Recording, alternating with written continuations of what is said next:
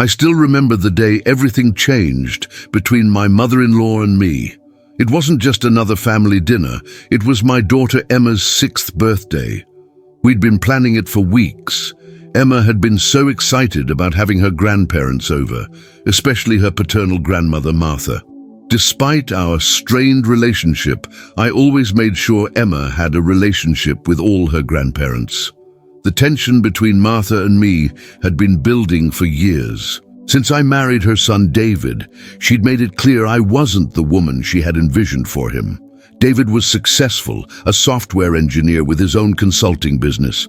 I worked as a kindergarten teacher, a job I loved, but one Martha openly considered beneath her son's status. Teaching small children, she'd say, with that tight smile of hers. Such a modest career. The way she'd emphasize modest made it sound like a terminal illness. But I took the high road. For David. For Emma. For the sake of family harmony. I'd smile through her backhanded compliments about my cooking, my home decorating, my parenting. I'd pretend not to notice when she'd rearrange my kitchen cabinets during her visits, or when she'd bring toys for Emma that were educational because apparently the ones we bought weren't stimulating enough. That particular Sunday started like any other family gathering. I'd spent hours preparing Emma's favorite foods, mini sliders with cheese, homemade mac and cheese, and a special rainbow cake that had taken me 3 attempts to get right. David had decorated the dining room with pink and purple streamers, Emma's favorite colors. Everything was perfect. Martha and her husband George arrived exactly at 2 p.m. Martha walked in with her designer handbag and a large gift wrapped in expensive-looking paper. She air-kissed me on both cheeks, the scent of her overpowering perfume making my nose itch. "The house looks cozy," she said, looking around with that familiar critical glance. Though I would have hired a professional for a party. I swallowed my retort and smiled. We wanted to make it personal. David's sister Rachel arrived with her husband and their 2 children, both older than Emma, and both attending prestigious private schools, as Martha never failed to mention. My parents arrived last, bringing homemade gifts and genuine warmth. The first hour went smoothly. Emma opened her presents, squealing with delight at each one. My parents had made her a handcrafted dollhouse. Rachel brought books. Martha and George's gift was, predictably, extravagant. A tablet loaded with educational apps that Martha assured us were developmental and age-appropriate. Because screen time should at least be productive, she added with a pointed look at the cartoon, playing quietly on our TV. But I kept smiling. This day was for Emma. When dinner time arrived, I asked everyone to gather at the table. David helped me bring out the food, while Emma proudly showed her cousins where everyone would sit. I'd made place cards with little drawings Emma had created for each family member. I watched my daughter's face light up as we brought out the food. Her little hands clapped as she saw the mini sliders arranged in a smiley face pattern. My heart swelled with pride. "Everyone, please sit where your name card is," I announced, setting down the large platter of mac and cheese. Martha frowned at her card. "These seating arrangements are rather informal. Shouldn't the elders be at the head of the table?" Before I could respond, Emma tugged at her grandmother's hand. "I made your card special, Grandma. See the flowers? They're like the ones in your garden." For a moment, Martha's face softened. "Yes, I see that." We all took our seats. David caught my eye across the table and gave me an encouraging smile. I relaxed a little. This was going better than expected. Then came time to serve the food. I'd prepared plates for the children first, making sure Emma's had extra cheese on her mac and cheese, just how she liked it. I set her plate down in front of her and her eyes lit up. "Thank you, Mommy. It looks yummy." I was turning to serve her cousins when I heard Martha's voice, sharp and clear. "Emma, darling, you shouldn't eat that. It's nothing but carbs and processed cheese." I froze mid-turn. "But Mommy made it for me," Emma said, her voice suddenly small. Martha reached over and pulled Emma's plate away. "Losers' kids shouldn't eat here," she said, loud enough for everyone to hear. "And your mother is definitely a loser if she thinks this is appropriate nutrition." The room went deadly silent. I could feel everyone's eyes on me. My daughter's confused expression slowly crumbled into hurt. Her bottom lip quivered. Time seemed to stop. In that moment, years of built-up resentment, of swallowed retorts, of taking the high road came crashing down around me. I looked at my daughter's face, at the tears forming in her eyes, and something inside me shifted. This wasn't about me anymore. This was about my child. I walked slowly to Martha's side of the table. Without a word, I took Emma's plate back from her hands. Martha looked up, surprised by my directness. Usually I would try to smooth things over, laugh awkwardly, or change the subject. Not today. "Martha," I said, my voice steady despite the rage boiling inside me, "I need you to listen very carefully." The room was so quiet you could hear the ice shifting in the water glasses. "You can criticize my career. You can rearrange my furniture. You can even insult my cooking." I placed Emma's plate back in front of her and put my hand gently on my daughter's shoulder. "But you will never, ever speak to my child that way again." Martha's face flushed. "I'm merely concerned about her health. All that cheese." "This isn't about cheese," I interrupted, surprising even myself with my firmness. "This is about respect. And if you cannot respect me as Emma's mother and as David's wife, then you don't get to be part of these celebrations." Martha gasped. "How dare you speak to me that way? David, are you going to let her—" I felt David's presence beside me before I even realized he had stood up. His hand found mine and squeezed it. "Mom," he said, his voice gentle but firm. "Sarah is right. That was uncalled for. You need to apologize." Martha looked between us, disbelief written across her features. She'd always been able to count on David backing down, on me backing down, but not this time. Apologize? For caring about my granddaughter's well-being? For humiliating my wife and upsetting my daughter on her birthday? David corrected. Martha's mouth opened and closed. She looked around the table, seemingly expecting someone to jump to her defense. No one did. Even George was studying his napkin intensely. "I think perhaps we should leave," Martha finally said, standing up and gathering her purse. "If that's what you prefer," I replied calmly. "But know that you're always welcome here, as long as you can treat all of us with respect." Martha looked at me, as if seeing me for the first time. Something flickered in her eyes. Surprise, perhaps even a grudging respect. She didn't apologize, but she nodded stiffly before turning to Emma. "Happy birthday, dear. Enjoy your dinner." After they left, an awkward silence hung over the table. Emma looked up at me, confusion in her eyes. "Did I do something wrong, Mommy?" I knelt beside her chair. "No, sweetheart, not at all. Sometimes grown-ups have disagreements, but it has nothing to do with you. You are perfect just as you are, and this day is all about celebrating you." Emma nodded, but I could see she was still processing what had happened. I glanced around at the remaining family members. My parents looked proud. Rachel seemed stunned, but nodded at me in silent approval. David squeezed my shoulder. "Let's continue the celebration," he announced, his voice deliberately upbeat. "Who wants cake?" The tension gradually dissolved as the evening progressed. Emma laughed again, opening more presents and blowing out candles on her rainbow cake. By bedtime, she seemed to have moved past the incident, though I knew we'd need to talk about it again when emotions weren't so raw. After we tucked Emma in, David found me in the kitchen, cleaning up the last of the party dishes. "I'm sorry about my mother," he said, wrapping his arms around me from behind. I leaned back into his embrace. "I'm sorry it came to that. I never wanted to cause a rift between you and your parents." "You didn't cause anything," he assured me. "Mom crossed a line. She's been crossing lines for years, and I've let her. We both have." I turned in his arms to face him. I couldn't let her speak to Emma that way. I just couldn't. "I know. And you were right to stand up to her. I should have done it long ago." He brushed a strand of hair from my face. "You were amazing today." "Do you think she'll ever forgive me?" I asked, suddenly worried about the long-term consequences.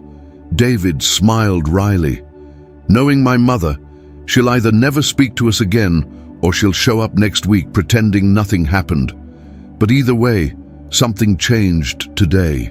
You showed her that our family, you, me, and Emma, we're a unit, and we have boundaries." I nodded, feeling both drained and oddly empowered. "I never thought I had it in me to stand up to her like that." "I always knew you did. You're the strongest person I know, Sarah. You just choose to be kind instead of showing your strength. But today, you showed that kindness has limits, and that's an important lesson for Emma to learn too." The following week passed in an unusual quiet. No calls from Martha, no surprise visits, no passive-aggressive text messages asking about Emma's after-school activities. David checked in with his father, who reported that Martha was processing things. It was the longest we'd gone without contact since David and I had started dating 7 years ago. I'd like to say I felt guilty, but mostly I felt relief. The constant tension of anticipating Martha's next criticism, her next boundary violation, it had been exhausting. Still, I worried about the impact on Emma. Despite everything, she loved her grandmother. "When is Grandma coming over again?" she asked one evening as I tucked her into bed. I smoothed her covers. "I'm not sure, sweetie. Grandma and I had a disagreement, but I'm sure we'll work things out." Emma considered this. "Was it because of me? Because of what happened at my party?" My heart ached. Children always find a way to blame themselves. "No, absolutely not. It was grown-up stuff that has been building for a long time. None of it is your fault." She seemed to accept this, but I could tell she was still thinking about it as she drifted off to sleep. I made a mental note to check with her teacher about her mood at school. Emma was sensitive. She picked up on emotional undercurrents in a way that sometimes surprised me. On Thursday afternoon, I was grading papers at the kitchen table when the doorbell rang. I wasn't expecting anyone, and David was at work. Through the peephole, I saw Martha standing on our front porch, looking uncharacteristically hesitant. I took a deep breath before opening the door. "Martha, this is a surprise." She looked different somehow, less imposing in a simple sweater and slacks rather than her usual designer outfits. "Hello, Sarah. May I come in?" I stepped aside to let her enter, bracing myself for whatever was coming. Was this the calm before the storm, or a genuine olive branch? Martha stood awkwardly in our entryway, clutching her purse. "Is Emma home?" "She's at her ballet class. David will pick her up on his way home from work." Martha nodded. "That's probably for the best. I wanted to speak with you privately." I led her to the living room, offering her tea, which she declined. We sat across from each other, the coffee table between us like a demilitarized zone.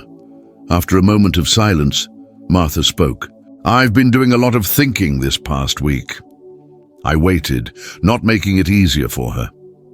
I'd spent years making things easier for Martha, smoothing over her rudeness, excusing her behavior. Not anymore. "George and I had a long talk after Emma's party," she continued. "He pointed out some patterns in my behavior that I hadn't fully recognized." She paused, seeming to struggle with her words. "I've always prided myself on being honest, on saying what needs to be said even when it's difficult. But George suggested that sometimes what I call honesty might actually be unkindness." I remained silent, watching her face as she worked through this. "The thing is, Sarah, I've always had certain expectations. For David, for his future, for his family. When he brought you home that first time, you weren't what I had pictured. Because I'm a teacher?" I asked quietly. "Or because I come from a middle-class family?" Martha looked down at her hands. Yes, to both, I suppose, but also because you were so self-assured. You didn't seem impressed by our home or our background. You didn't try to win me over. That surprised me. I did try, Martha, for years. Not in the way others had. David's previous girlfriends would compliment everything, ask for my advice, try to emulate me. You were polite, but you had your own ideas about everything, your own way of doing things. I almost laughed. All this time, I thought she disliked me for not being good enough, but apparently, part of the problem was that I hadn't been insecure enough. When Emma was born, Martha continued, I expected you'd turn to me for guidance. When you didn't, she trailed off. I felt pushed aside, unnecessary. Understanding dawned slowly. So all the criticism, the rearranging my kitchen, the comments about my parenting, that was your way of trying to be needed.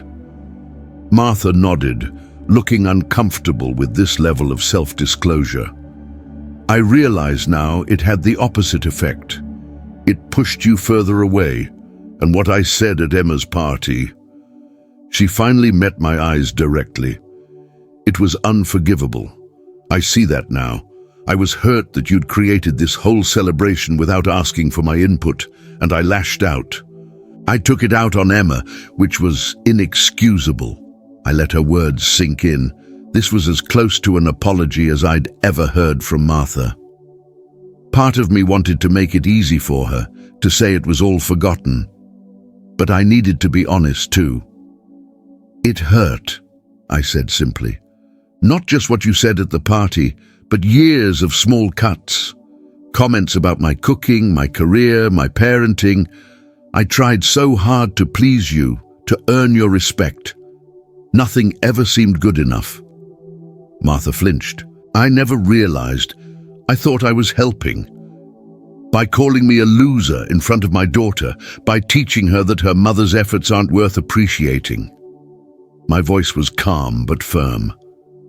Martha closed her eyes briefly. No, that was cruel, and I regret it deeply. She opened her eyes, and I was startled to see tears in them. The truth is, Sarah, I've been jealous of you. That was the last thing I expected to hear. Jealous? Of me? You're so naturally good at motherhood. Emma adores you. You and David have the kind of partnership George and I never managed to build. You know who you are and what you want. It took me decades to figure that out for myself. She wiped at a tear that had escaped. And instead of admiring those qualities, I tried to tear them down. I'm ashamed of that. I sat back, processing this revelation. Martha, the perfect society wife, the woman who always seemed to have everything under control, was jealous of me. I don't expect forgiveness right away, Martha continued. But I hope, for Emma's sake and for David's, that we might find a way forward. I'd like to be a better grandmother to Emma, a better mother-in-law to you. I studied her face, looking for signs of manipulation or insincerity, but all I saw was vulnerability, something I'd never witnessed in Martha before. I appreciate your honesty, I said finally, and I want Emma to have a relationship with you, but things need to change. Martha nodded eagerly. Yes, of course. I need you to respect my role as Emma's mother. No undermining my decisions, no criticism of my parenting in front of her. If you have concerns, we can discuss them privately. That's fair. And no more comments about my career being beneath David or beneath your family's standards. I love teaching. It's not just a job to me, it's a calling. Martha nodded again. I understand. Anything else? I thought for a moment. Yes. If you're going to be part of our lives, I need you to see me, really see me, as an individual with my own strengths and values. Not as an extension of David or as someone who needs to be molded into your image of a proper daughter-in-law. Martha was quiet for a long moment. I can try, she said finally. It might take some time to change habits that are decades old, but I want to try. It wasn't a perfect answer, but it was honest. That's a start, I acknowledged. Martha seemed to relax slightly. There's something else. I brought this for Emma. She reached into her purse and pulled out a small wrapped package. It's a peace offering of sorts. Would you give it to her? I took the package, noticing it was much more simply wrapped than her usual elaborate presentations. What is it? It's a bracelet that my grandmother gave me when I was about Emma's age. It's not expensive, but it meant a lot to me. I thought Emma might like it. The gesture touched me more than I wanted to admit. Martha sharing a family heirloom that had sentimental rather than monetary value. It was unexpected. I'm sure she'll treasure it, I said sincerely. Martha stood to leave, looking relieved that our conversation hadn't descended into another confrontation. At the door, she paused. Sarah, I know words don't erase what happened, but I am truly sorry. I nodded. Thank you for coming today. It means a lot that you took the first step. After she left, I sat in the quiet house, turning our conversation over in my mind. It wasn't a magical fix to years of tension. Trust would need to be rebuilt slowly. But it was a beginning, an acknowledgement of the problem and a genuine desire to change. When David and Emma returned home, I shared an abbreviated version of Martha's visit with David after Emma was occupied with her toys. She actually apologized. David seemed shocked. Mom never apologizes. It wasn't a direct, I'm sorry, but it was close, I said. She seemed sincere. David shook his head in amazement. I never thought standing up to her would actually work. I always assumed it would make things worse. Me too, I admitted. But I think we underestimated her capacity for self-reflection, or we underestimated the power of setting clear boundaries, David suggested. Maybe she needed someone to finally stand firm. I considered this. Maybe we all did. That evening I gave Emma the bracelet from her grandmother, explaining that it was a special family treasure. Her eyes widened as she examined the delicate silver chain with its small heart charm. It's beautiful, she whispered, slipping it onto her wrist. Can I call Grandma to say thank you? Of course you can. As I watched Emma chattering excitedly on the phone with Martha, I realized something important. Standing up for yourself doesn't always mean burning bridges. Sometimes it means building stronger ones, with clearer boundaries and mutual respect as the foundation. The relationship between Martha and me was far from perfect.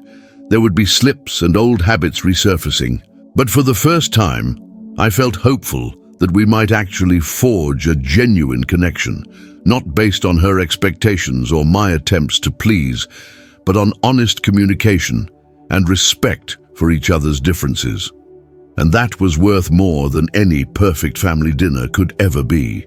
3 months passed since that fateful conversation with Martha. True to her word, she was making an effort. Our weekly Sunday dinners resumed, but with a different energy. Martha still occasionally slipped into old habits, a raised eyebrow at Emma's mismatched outfit that I had allowed her to choose herself, or a comment about how her friends' grandchildren were already reading chapter books when Emma still preferred picture books. But when I caught her eye, she would stop herself, sometimes even apologizing on the spot. It wasn't perfect, but it was progress. David noticed the change too. You know what's strange, he said one night as we got ready for bed. I think my mother actually respects you now. I laughed as I applied moisturizer to my face. Respect might be a strong word. No, I mean it, he insisted. The way she asks your opinion now, how she called you for advice about her book club selection, she never did that before. He was right. There had been subtle shifts in our dynamic. Martha had even invited me to join her garden club, though I politely declined due to my teaching schedule. The old Martha would have taken that as a personal rejection. The new Martha simply nodded and said, "Of course your work comes first." Emma seemed to blossom in this new atmosphere of reduced tension. She talked more openly about school, about her friends, even about her little frustrations and fears. I realized how much energy she must have been spending navigating the undercurrents between her mother and grandmother. Things were looking up, which is why I was completely unprepared for what happened at Thanksgiving. Martha had insisted on hosting, as she did every year. Her Thanksgiving dinners were legendary in their perfection, from the elaborate table settings to the professionally catered food that she pretended to have cooked herself. This year, however, she surprised everyone by asking me to bring my apple pie, which Emma had once mentioned was her favorite dessert. "Sarah makes the best apple pie, Mother," David had said during one of our Sunday dinners. "Emma literally dreams about it." Instead of her usual dismissive comment about store-bought crusts, which I didn't use but she always assumed I did, Martha had simply said, "Well, then you must bring one for Thanksgiving, Sarah. I'd love to try it."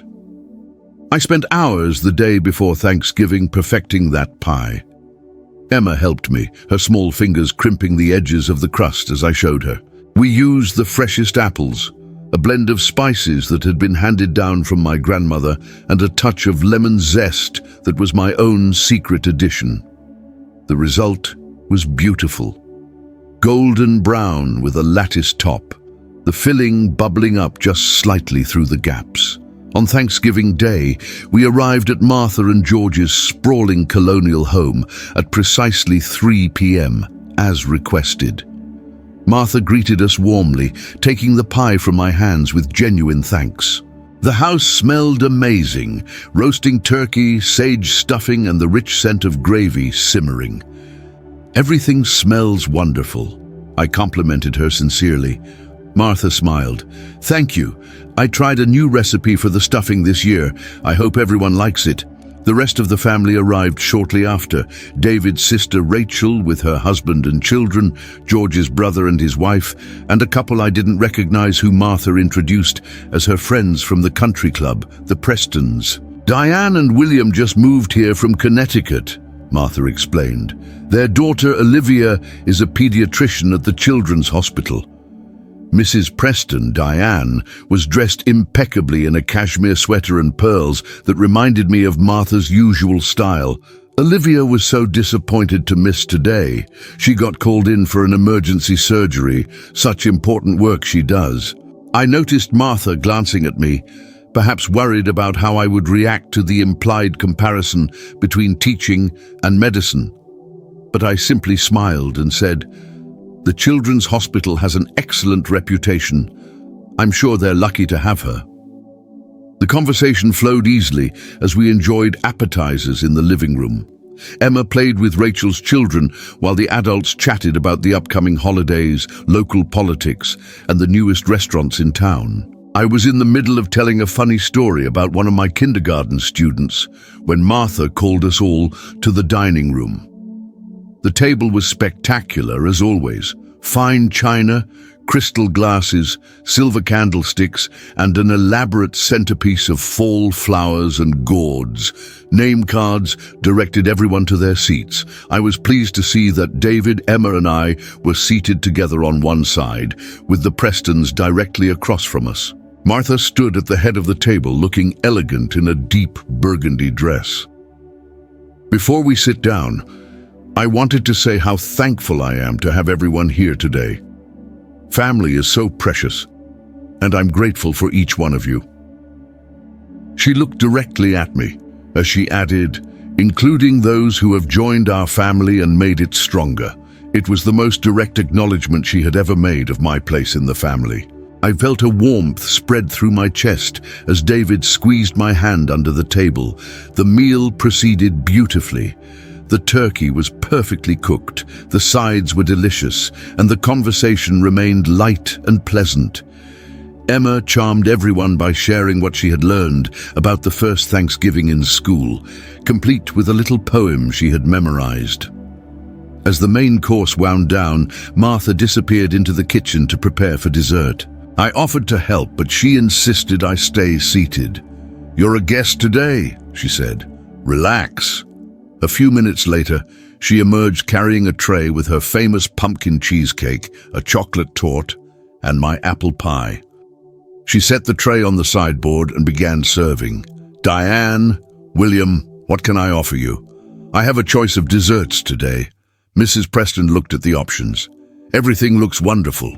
What do you recommend?" Martha smiled.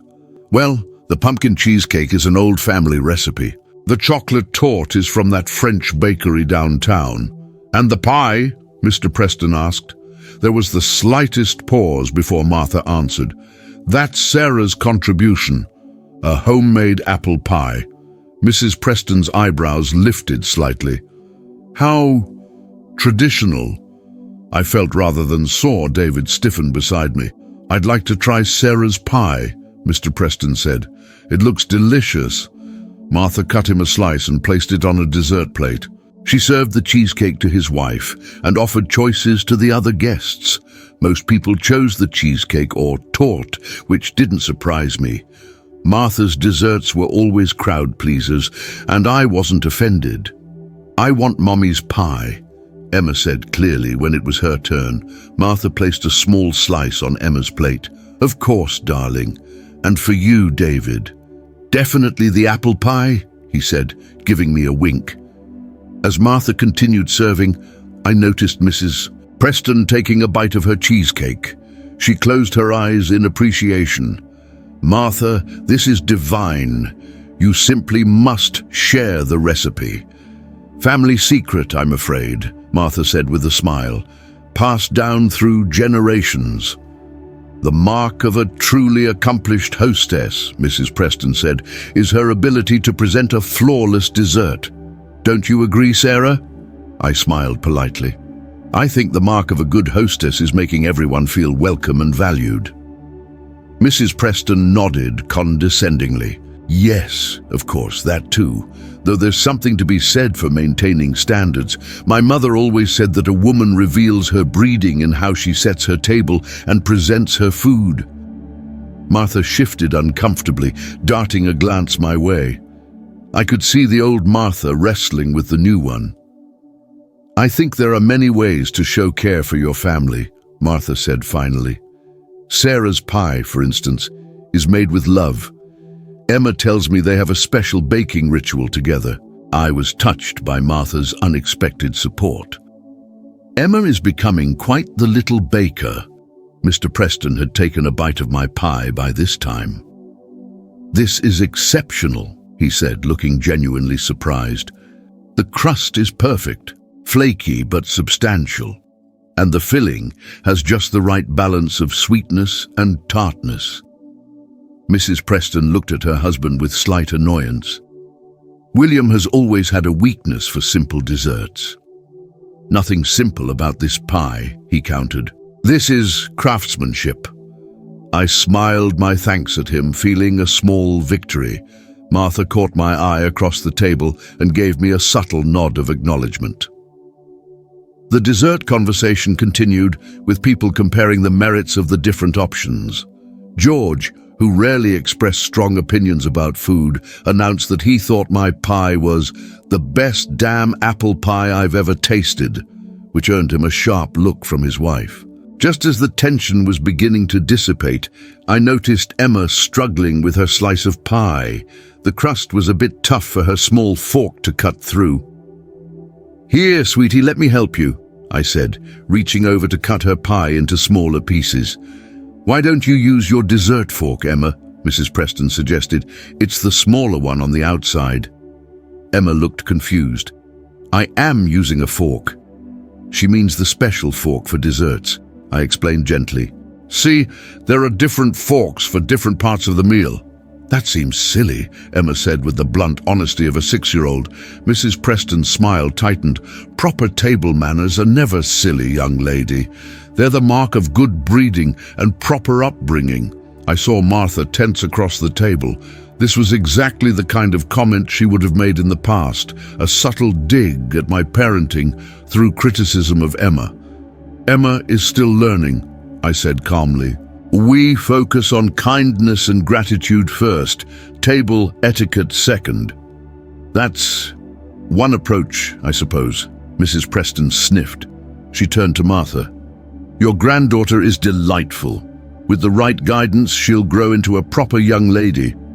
The implication was clear. My guidance wasn't right in Mrs. Preston's estimation. Before I could respond, Martha surprised everyone by setting down her dessert fork with a definitive clink. "You know, Diane," she said, her voice pleasant but firm, "I've learned recently that proper isn't always right. Sarah is raising Emma to be kind, confident, and true to herself. Those qualities matter far more than knowing which fork to use." The table fell silent. David's sister, Rachel, looked like she might choke on her cheesecake. Mrs. Preston blinked rapidly. "Well, And furthermore," Martha continued, warming to her subject, "Sarah's apple pie isn't just traditional. It's extraordinary. The fact that she makes it from scratch, with her daughter passing down family techniques, that's exactly what Thanksgiving should be about. Not impressing people with store-bought torts that I try to pass off as homemade." Now it was my turn to be shocked. Martha had never admitted that her desserts weren't entirely her own creation. "Mother," David said quietly, a note of warning in his voice. Martha took a deep breath. "I apologize for being sharp, Diane, but I won't have anyone at my table implying that my daughter-in-law is somehow lacking. She's an incredible mother, a talented baker, and a valued member of this family." Mrs. Preston looked utterly bewildered by this turn of events. She glanced at her husband for support, but he was happily working on his second slice of my pie. "I meant no offense," she said stiffly. Martha nodded, accepting the non-apology with grace. "Of course. More coffee, anyone?" As Martha moved to the sideboard to prepare the coffee service, Emma tugged at my sleeve. "Mommy," she whispered, though not quietly enough, "why was that lady being mean about my fork?" A few chuckles broke the tension. Even Mrs. Preston's lips twitched reluctantly. "She wasn't being mean, sweetie," I explained. "Just different families have different rules about things like forks. Like how Grandma used to have lots of rules. But now she's more fun," Emma asked innocently. This time the laughter was genuine. Martha returned with the coffee pot, her cheeks slightly pink. "Yes, darling," she said, looking directly at me. "Exactly like that." The rest of the evening passed pleasantly. The Prestons left soon after coffee, with Mr. Preston discreetly asking me for my pie recipe, which I promised to email him. The family moved to the living room for board games and more relaxed conversation. As we were preparing to leave, Martha pulled me aside in the entryway. "I wanted to apologize for the Prestons," she said quietly. "Diane has always been, well, rather like I used to be." "You defended me," I said, still a little amazed. "And my pie?" Martha smiled ruefully. "Seeing Diane attack you, it was like looking in a mirror at my past behavior. I didn't like what I saw." I touched her arm gently. "Thank you for speaking up. It meant a lot." "I meant what I said, you know, about Emma and you being valued." Martha looked uncharacteristically vulnerable. "I hope you know that I truly am trying." "I do know," I assured her, "and it's making a difference." As we drove home that night, Emma fast asleep in the back seat, David reached over and took my hand. "That was unexpected," he said. "My mother defending your honor against the dragon lady of the country club set." I laughed softly. "Life is full of surprises." "You know what this means, don't you?" he asked, his voice serious, but with a hint of amusement. "What?" "You've officially conquered the great Martha Bennett. First you stood up to her, then you showed her kindness, and now you've won her over completely with pie." I smiled in the darkness of the car. "I wouldn't say conquered, maybe reached a mutual understanding." "Either way," David said, squeezing my hand, "I'm proud of you. Standing your ground that day at Emma's birthday, it changed everything. As I gazed out at the night sky, I thought about how one moment of courage had altered the course of our family dynamics. How sometimes the bravest thing isn't walking away, but standing firm and requiring others to see you, truly see you for who you are. It wasn't just me. I said softly. Martha had to be willing to change too. True, but you created the opportunity for that change. David glanced at me. You're an amazing woman, Sarah Bennett. I leaned over and kissed his cheek. And don't you forget it. In the rearview mirror, I could see Emma sleeping peacefully, her small face relaxed and content. The bracelet Martha had given her glinted on her wrist in the passing streetlights. I thought about how families are built not just through blood or marriage, but through countless small choices. To fight or forgive, to resent or respect, to grow or remain stagnant. Martha and I still had a long way to go, but for the first time, I felt like we were both traveling in the same direction. Spring arrived with a burst of color. Martha's garden, her pride and joy, was in full bloom, a riot of tulips, daffodils and hyacinths. She had invited Emma and me to help with her annual spring planting, something she had never done before. It was a peace offering of sorts, allowing us into her sacred space. "Careful with those seedlings, Emma," Martha instructed, but her voice was patient. "They're very delicate at this stage." Emma nodded solemnly, taking her gardening duties with the utmost seriousness. At 7 now, her birthday had passed over the winter. She approached everything with determination and focus. "Like this, Grandma?" she asked, gently placing a tiny tomato plant into the hole she had dug. "Perfect," Martha praised. "You have a natural touch." I knelt nearby, planting marigolds along the border of the vegetable garden. The sun warmed my back, and the rich scent of soil filled my senses. It was peaceful, the three of us working side by side in companionable silence. "You know," Martha said after a while, "my mother never let me help in the garden when I was young. She said I would ruin her prize roses." I looked up, surprised by this personal revelation. That must have been disappointing. Martha nodded, her hands still working methodically. She was very concerned with appearances. Everything had to be perfect. Her garden, her home, her daughter. She glanced at Emma, who was happily patting soil around her plant. "I think perhaps I carried that forward without realizing it. It's hard to break patterns," I acknowledged, "especially when they're so deeply ingrained." "Indeed."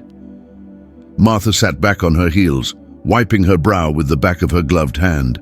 "But necessary sometimes." Emma looked up from her work. "Mommy says mistakes help us learn and grow, like plants." Martha and I exchanged a smile over her head. "Your mother is a wise woman," Martha said, and there wasn't a trace of irony in her voice. Later, as Emma explored the garden, Martha and I sat on the stone bench beneath the old oak tree, drinking lemonade and watching her.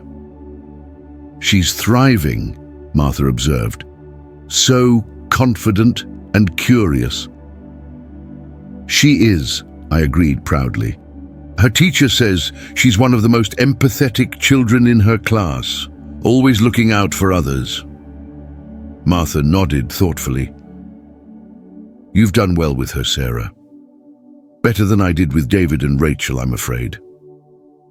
I wasn't sure how to respond to that unexpected admission. "You don't have to say anything," Martha continued.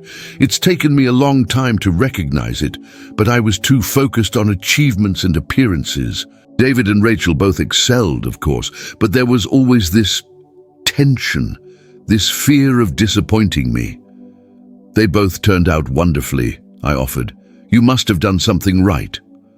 Martha smiled faintly. "Perhaps. Or perhaps they succeeded despite my parenting, not because of it." She watched Emma carefully examining a butterfly that had landed on a flower. "When I see how Emma relates to you, the openness, the trust, I realize what was missing." I felt a lump forming in my throat. Parenting doesn't come with a manual. We all just do our best. "Some better than others," Martha said, but without bitterness. "Watching you with Emma, it's been educational." Before I could respond, Emma came running up, her cheeks flushed with excitement. "Grandma, there's a bird's nest in your tree with baby birds." Martha's face lit up with genuine enthusiasm. "Is there? Let's go see, shall we?" I watched as they walked hand in hand toward the far corner of the garden, Martha bending to hear Emma's excited whispers. It was a scene I couldn't have imagined a year ago. This easy companionship between my daughter and her grandmother. The changes in our relationship had rippled outward, affecting the entire family dynamic. David was more relaxed around his mother, no longer bracing for criticism or conflict. Rachel too had noticed the difference, commenting during her last visit that she couldn't remember the last time a family gathering had been so pleasant. Even George seemed transformed. Without the constant tension between his wife and daughter-in-law, he had emerged from his shell of quiet compliance. He told jokes, shared stories from his youth, and displayed a warmth I had glimpsed only rarely before. Our Sunday dinners had evolved as well. Sometimes we hosted at our house, with Martha adapting graciously to our more casual style. Other times we gathered at their home, but the rigid formality had softened. Martha still used her fine china and crystal, but she no longer seemed stressed if everything wasn't perfect. The most surprising change, however, was in how Martha spoke about my career. Not only had she stopped making dismissive comments, but she had become genuinely interested in my work as a teacher. She asked thoughtful questions about my students, my teaching philosophy, the challenges of early education. And then, 2 weeks ago, she had called with an unexpected request. "Sarah, I'm on the board of the children's wing at the hospital, as you know," she had said. "We're launching a new program to provide educational support for long-term patients, and we need advice from someone with expertise in childhood development and education." I had been touched and a little stunned by her implicit acknowledgement of my professional value. "I'd be happy to help, Martha." "Wonderful. There's a planning meeting next Thursday. I've already told everyone about my brilliant daughter-in-law who would be perfect for this." My brilliant daughter-in-law, words I never thought I'd hear from Martha's lips. Now, as I watched her carefully lifting Emma to get a better view of the nest without disturbing the mother bird, I marveled at how far we had come. Not just a truce, but a genuine connection. "Don't touch, just look," Martha was saying gently. "We need to respect their home." "They're so tiny," Emma whispered in awe. "Will they grow big like their mommy?" "They will," Martha assured her. "With proper care and protection, they'll grow strong and eventually fly on their own." Emma looked thoughtful. "Like how you and mommy and daddy take care of me until I grow up." "Exactly like that, darling."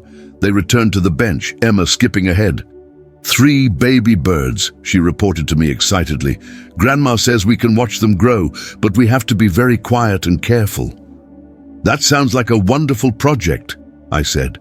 "Maybe we can keep a journal about how they change each week." Emma's eyes lit up. "Yes, I'll draw pictures too." Martha settled beside me on the bench. "I was thinking," she said casually, "that Emma might enjoy attending the children's gardening workshop at the botanical gardens this summer. They learn about plants, insects, the whole ecosystem. I could take her if you'd like." "I'm sure she'd love that," I agreed. "Thank you for thinking of her." Martha hesitated, then added, "You'd be welcome to join us, of course." I smiled, recognizing this for the invitation it was, not just to an activity, but to a deeper relationship. I'd like that very much. As we gathered our gardening tools later that afternoon, Martha pulled a small envelope from her pocket. "Before you go, I wanted to give you this." She handed it to me. "It's nothing extravagant, just something I thought you might appreciate." Inside the envelope was a vintage photograph of a young woman kneeling in a garden very similar to the one we had been working in today. She was smiling at the camera, her hands dirty with soil, a trowel beside her. "Is this you?" I asked, surprised by the relaxed, joyful expression on the younger Martha's face. She nodded. "My first garden, the summer after George and I married. before I became so concerned with doing everything properly. She touched the edge of the photo gently. I was happy then, just digging in the dirt and watching things grow. Somewhere along the way, I forgot that simple pleasure. I studied the photograph, touched by this glimpse into a Martha I had never known, unburdened by expectations and social pressures. "Thank you for sharing this with me," I said sincerely. "I want you to have it," Martha replied, "to remind you to hold on to what brings you joy, even when the world tries to tell you it's not important enough or sophisticated enough." Her words resonated deeply. How many times had I questioned my choices, my career, my parenting style, even my hobbies, wondering if they measured up to Martha's standards. And now here she was, telling me that authenticity was more valuable than appearances. "I'll treasure it," I promised. Martha nodded, seeming pleased. "Well, you'd better get Emma home for dinner. David will be wondering where you are." As if on cue, my phone buzzed with a text from my husband. "How's the gardening going? Should I start dinner or wait for my 2 favorite farmers?" I showed Martha the message, and she laughed. "He always did have good timing. Tell him I'm sending some fresh herbs from the garden for whatever he's cooking." Emma bounced impatiently by the car as Martha carefully wrapped a selection of herbs in a damp paper towel. "Next time," Martha said as she handed me the fragrant bundle, "perhaps we could plant something together at your house. Emma mentioned you have that sunny spot by the kitchen window that would be perfect for herbs." "I'd like that," I said, genuinely pleased by the suggestion. "Maybe we could expand to a small vegetable garden too. Emma's been begging for one." Martha's eyes lit up. "I have some wonderful heirloom tomato seeds that would be perfect. They're from an Italian variety that's been in George's family for generations." As we said our goodbyes, Martha bent to give Emma a warm hug. Then, somewhat hesitantly, she turned to me. We had never been huggers, Martha and I. Our physical interactions had always been limited to formal air kisses or brief, awkward embraces at major events. But today felt different. I stepped forward and wrapped my arms around her slender frame. She stiffened momentarily, then relaxed, returning the hug with surprising warmth. "Thank you for today," I said softly. "Thank you for giving me a second chance," she whispered back. On the drive home, Emma chattered excitedly about the bird's nest, the seedlings, and Grandma's promise to help her grow sunflowers as tall as the house. I listened, my heart full, thinking about the photograph tucked safely in my purse and what it represented. When we arrived home, David was in the kitchen chopping vegetables for a stir-fry. He looked up as we entered, his face breaking into a wide smile. "There are my gardening girls. How was it?" Emma launched into an enthusiastic account of our day while I washed my hands at the sink. David listened attentively, asking questions and expressing appropriate amazement at the discovery of the bird's nest. "And Grandma's going to help us make a garden here too," Emma concluded. "With tomatoes and sunflowers and everything?" David raised an eyebrow at me over Emma's head. "Sounds like it was a successful day." I nodded, feeling a sense of peace that had been long in coming. It really was. Later that evening, after Emma was tucked into bed, David and I sat on our back porch, watching the stars emerge in the darkening sky. I had shown him the photograph and told him about Martha's unexpected vulnerability. "I never thought I'd see the day," David marveled. "My mother admitting she might have made mistakes, showing genuine interest in someone else's life and work. The world must be ending." I laughed softly. People can change if they want to badly enough. "True," he conceded, "but it usually takes something significant to spark that desire for change." He took my hand, interlacing our fingers, like someone finally standing up to them and showing them a better way. I rested my head on his shoulder, thinking about the journey of the past year. It wasn't easy. That moment at Emma's birthday, I was terrified. "But you did it anyway," David pointed out. "You set a boundary when it mattered most." "For Emma," I said. "I found courage for her that I couldn't find for myself." David nodded in understanding. "That's what makes you such an amazing mother. You put her needs first, even when it's difficult." We sat in comfortable silence for a while, listening to the distant hoot of an owl and the gentle rustling of leaves in the spring breeze. "You know," David said eventually, "my mother asked me something interesting last week." "Oh?" "She wanted to know if we'd consider having Thanksgiving at our house this year. She said she's tired of all the fuss and formality and thinks it would be nice to have a more relaxed family gathering." I turned to look at him, astonished. "Martha Bennett is willingly relinquishing her hostess crown?" David laughed. "I know, right? I nearly fell off my chair when she suggested it. She even said, and I quote, 'Sarah's home always feels so warm and welcoming. It would be nice to just enjoy the day without all the pressure.'" I felt a surge of emotion, pride, validation, and a deep sense of having finally been seen and appreciated for who I was, not who Martha had wanted me to be. "What did you tell her?" "That I'd discuss it with you, of course." David squeezed my hand. "What do you think? Ready to host the Bennett family Thanksgiving?" I thought about it for a moment. Our home was much smaller than Martha and George's. Our dining room couldn't accommodate the elaborate place settings and formal service that Martha was accustomed to. We'd have to use our everyday dishes, perhaps supplemented with a few nicer pieces. The meal would be simpler, more home-style, but it would be authentic, warm, filled with laughter and comfort rather than tension and judgment. Yes, I decided. I'd love to host Thanksgiving, and I think Martha will love it too. The real Martha, the one in that photograph, who finds joy in simple pleasures. David kissed my temple. "You've given my mother a great gift, you know. The freedom to be herself, not the perfect society matron she thought she had to be." I smiled, thinking of Emma's words from the garden. "Mistakes help us learn and grow, like plants." "Maybe we've given each other the same gift," I replied. "The space to be authentic, to make mistakes, to grow." As the evening deepened around us, I felt a profound gratitude for the journey we had traveled. What had begun as a moment of crisis, Martha taking my daughter's plate, calling me a loser in front of everyone, had ultimately led to healing and growth for our entire family.